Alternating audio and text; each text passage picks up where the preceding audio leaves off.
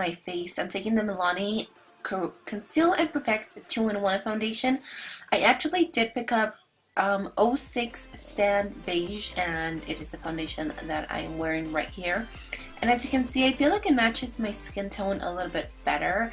What do you guys think? I did actually end up keeping '07 Sand because, I mean, summer is going to be here pretty fast, and I was like, you know what, I'm gonna be tan, and I figured that I would just keep it in case, you know, I get tan. So yeah, this is the foundation that I'm wearing. You guys know how I feel about it. If you haven't seen my review on this foundation, I will have it linked down below. But I love it, guys. I still love it so much. I've actually been wearing it every day since I reviewed this product for you. I just love the way it sits on my skin. So I'm taking the Better Skin Concealer by Maybelline, and I'm applying that on my eyes, underneath my eyes. This one's really light, but I like it because I use it as a highlight, and I take that to my chin. I also take a little bit to my forehead and then a little bit down the bridge of my nose. The reason why I kind of go crazy with it is because I want to balance everything out. And then I go back with my damp beauty blender and I make sure that I just, you know, blend everything together. And I just really like using a beauty blender for my concealer because I feel like it removes excess product at the same time, and it just blends everything super nicely. So use whatever you have. So yeah.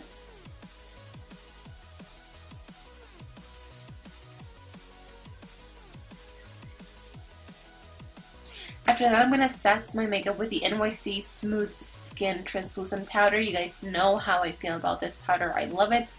I do prefer it over the Airspun Loose Face Powder. I feel like this one is a little bit more finely milled, and it doesn't have a scent to it. So I really like it. I'll be using it non-stop as well.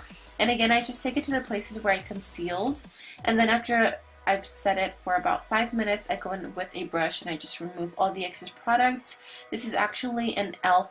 blush brush, and I just use it to remove all powders.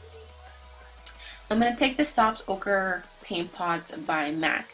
I actually recently picked this up because I've heard so many people talking about it, and I really do like it.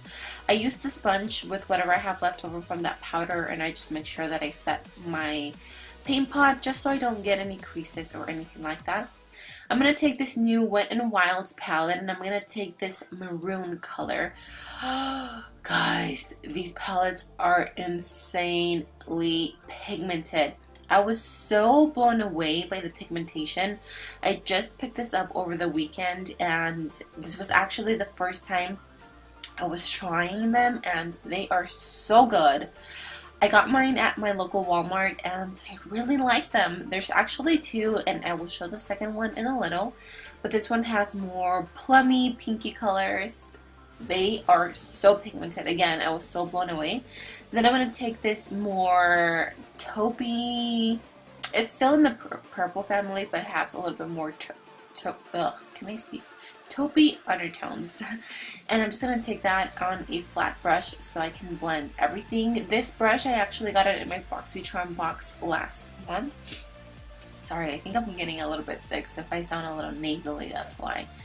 But I'm just going to take that and I'm going to make sure that I blend everything together. And like I said, these shadows are so pigmented. I was so blown away, and they're only like $5. I was like, oh, I need them. I need them in my life.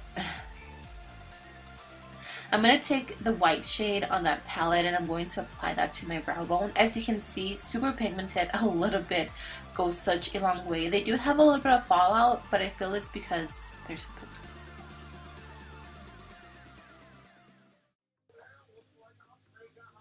Then I am going to blend everything out to make sure that I don't have any hard lines between my brow bone and that. I do wish I would have brought this a little bit lower, but it is what it is. And then obviously you want to repeat the same step on the second eye. And again, I wish I would have gone a little bit lower with my crease as far as the wing goes, because I just feel like it was too close to my brow bone.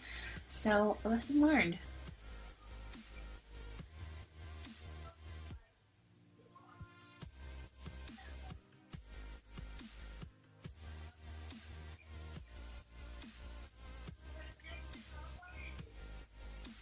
Then I do go back with a little bit of that paint pot that I have or whatever's left on there, and I just go back and clean up that crease line just so I can make it a little bit more sharp.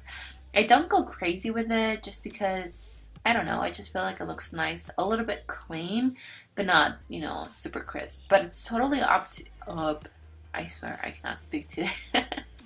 It's totally up to you guys how you want your crease to look. I think it looked pretty nice at the end. I'm going to take this sparkly pink color and I'm going to apply that all over the lid. Again, since we're going for a Valentine's Day look, I kind of wanted to go super glamorous and all out. So I did apply that all over my lid, and I did not wet my brush, and I think these types of eyeshadows will look really nice wet because they would be a lot more pigmented. From the second palette, I'm going to take this.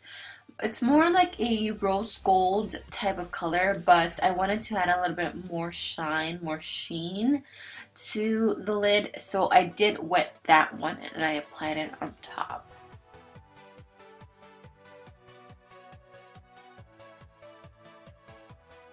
And then I did go in with my NYC black eyeliner and I just drew my wing.